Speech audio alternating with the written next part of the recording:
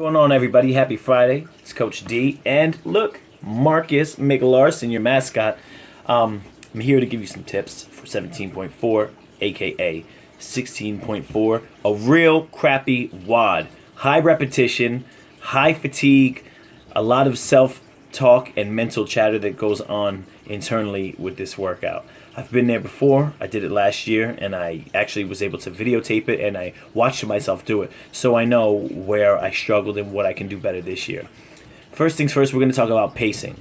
Now, as Brian Stevens reminded me this morning, Mike Tyson had an amazing quote that said, "Everybody's got a game plan until they get punched in the face." It's very true. You might have a game plan. I'm going to do 25 deadlifts, then I'm going to do a 3-second rest, and then I'm going to do 15 deadlifts.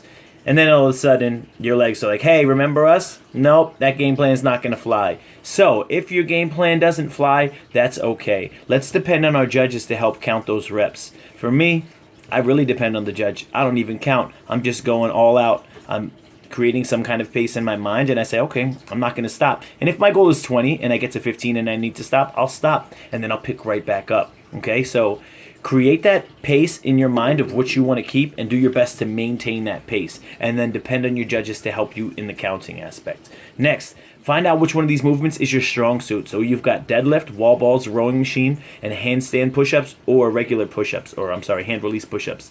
Now, which one of those is going to be your wheelhouse? Which one of those are you going to get the most reps the fastest, okay? Understand which one that is, and go all out when you get to that, and depend on that. Know when you get there, if it's wall balls, you know what? I know this is where I'm going to make up my time. Go into that part of the movement with confidence. Next, understand which part of the movement is going to kick your ass, right? So I know that I died on the rower last year. I just really all the fatigue kind of set in immediately as I hit that rower. I got like 12 calories in, and then I just kept looking at the screen and said, this is the slowest calorie count I've ever seen. So I mentally did myself wrong there, and it paid off, or didn't pay off, I should say. It took some time off of my WOD and didn't allow me to get as many handstand push-ups as I wanted to. However, this year, I know that. I know where my strong suit is. I know that I'll be able to bang out those wall balls. I know that I'll be able to bang out those handstand push-ups, so I just got to get there, okay? I know the challenge is going to be in the rowing machine, so I'm going to pace myself accordingly. Next is another tip I have for you.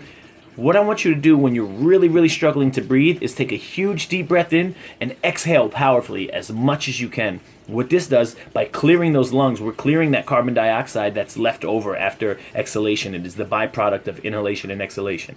So if I don't exhale all the way, I have a lot of carbon dioxide still stuck in my lungs. Then I inhale and I'm bringing in fresh oxygen. However, it's not doing as best as it can because within my lungs there's still that carbon dioxide. So I'll take a huge breath in and forcefully exhale all of it. I'm using my diaphragm to push that carbon dioxide out of my body so that my next breath is going to be a big, fresh, oxygenated breath. It's going to oxygenate my muscles and my lungs and send fresh blood to those muscles that has a ton of oxygen and prepares them really to work.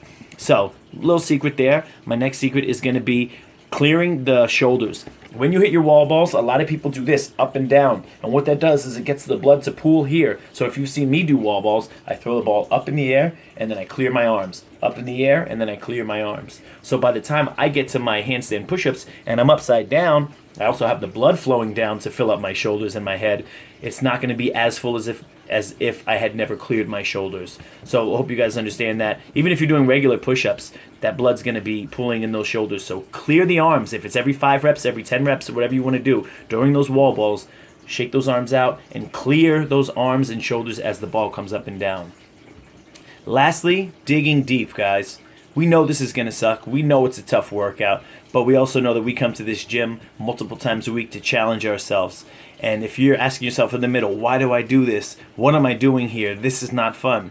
That's okay. You got to challenge yourself. Being strong in CrossFit and challenging yourself in here makes other things in life easier. That's why I like it. That's why personally I still train hard, even on my own. Right, Marcus? So check it out. We're going to be there to support you guys tonight. You can do this. If you've done this WOD, you can do it again, and you can do it faster. I've already seen somebody best their time and get a couple extra reps of pull-ups, of push-ups this morning. So anyway, trying to make this video short.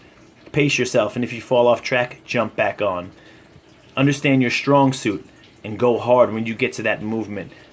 When you rest in a smart manner. Don't walk around. Don't run all over the place. Stand at that bar. Take a deep breath. Exhale all that crappy air and breathe in fresh oxygen. Okay? And lastly, dig deep and understand that you have trained for this. You trained for a year already. So, you got this, guys. Good luck.